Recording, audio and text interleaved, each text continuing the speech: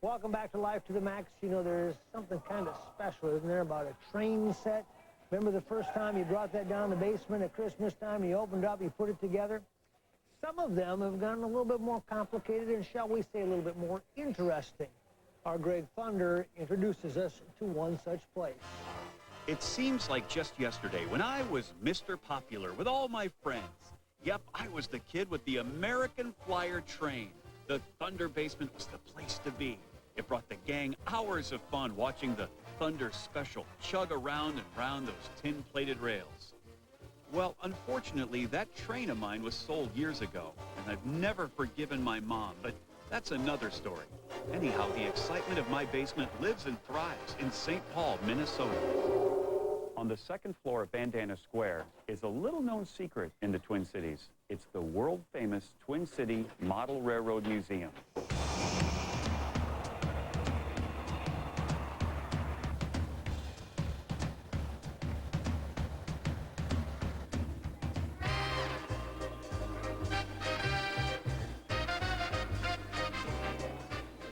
Paul, how many feet of track do you have at the Twin City Model Railroad Museum? We have about 1,500 feet. Each of the main lines are 220 feet, which works out to 2 scale miles each. This amazing layout goes back many decades. When I was just a kid, I remember seeing it at the old St. Paul Union Depot back in the mid-1960s. To get a first-hand tour of this is a lifelong dream come true. Now, what have you replicated here that when you look out onto the set that will remind you of Twin Cities and days gone by? On this area here, we kind of focused on St. Paul. We have the Mississippi Street Roundhouse, which was torn down. That used to be by 35E. And then down way on the corner, we have our little town of Hamlin, which has quite a few St. Paul landmarks. Then when you come into the middle, we have the St. Anthony Falls milling area, and then we blend into Minneapolis with the skyline and everything as it would have been about 1950.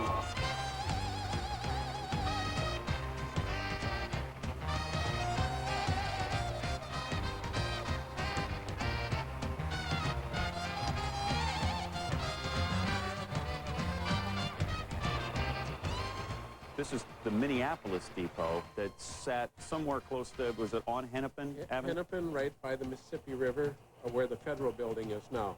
And this is all handmade, is it not? Handmade, that's a 2-year project by one of our members. And everything you see here when it comes to the buildings and the setup, all handmade. The trains you buy, those are manufactured. Some of them are purchased, and some of them are members have built. Just about all of them need a lot of modification to stand up to the daily use that they get. This structure has been built entirely by volunteers. Guys like Paul Gruetzman and Lenny Lear have dedicated thousands of hours to make this as real as possible. It's a layout which is constantly changing and growing.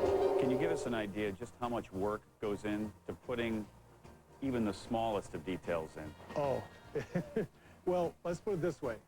It was supposed to take 7 years to build this. And we've been at it for 24 years, and we're not done.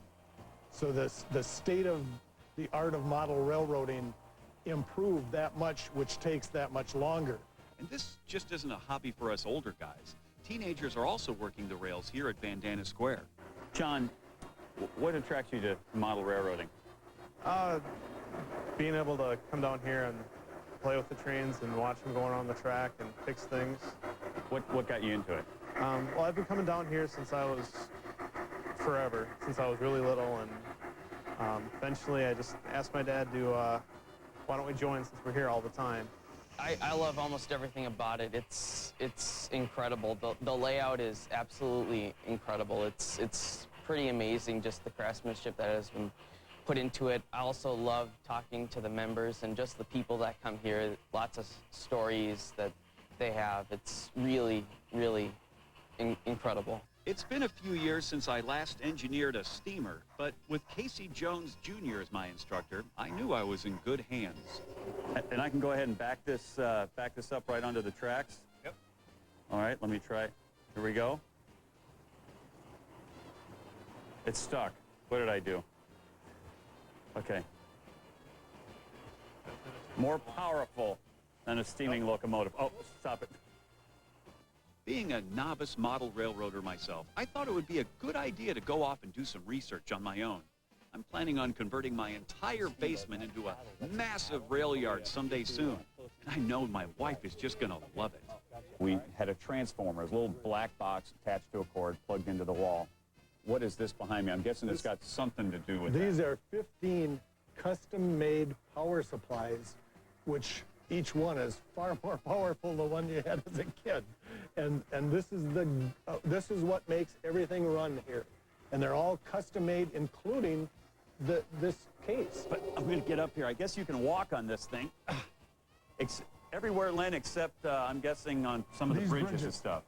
Can't walk on the bridges. It's made to walk the rails so that we have to do maintenance. And the only way to get there is to walk the rails. Plus, you just feel like you are king of the world up here. Oh!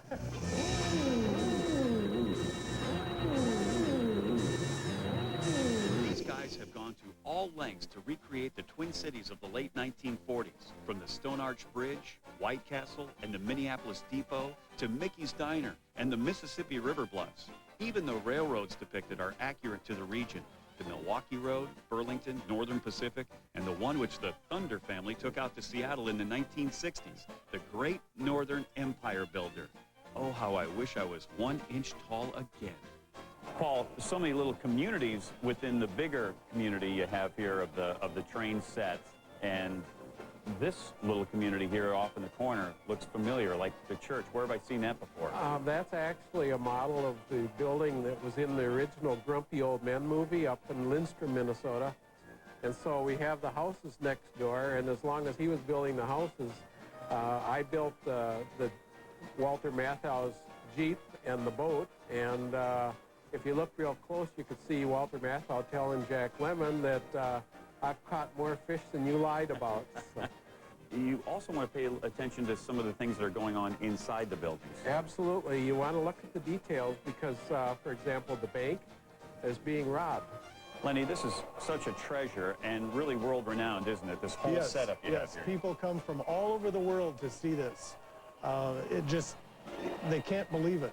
We had a family that came here from Poland on some kind of an exchange thing with a church, and they couldn't speak English. The family couldn't speak Polish, but they said, what would you like to see? And they said the Twin City Model Railroad Museum, and the people didn't know we existed. And you look through our guest register, we have people from all over the world. If you're interested in visiting or volunteering, or better yet, donating money, go to the website at tcmrm.org. It's a place Walt Disney would be proud of. And to quote the immortal Casey Jones, remember, boys and girls, all aboard. I'm Greg Thunder from KS95. I'll see you next time.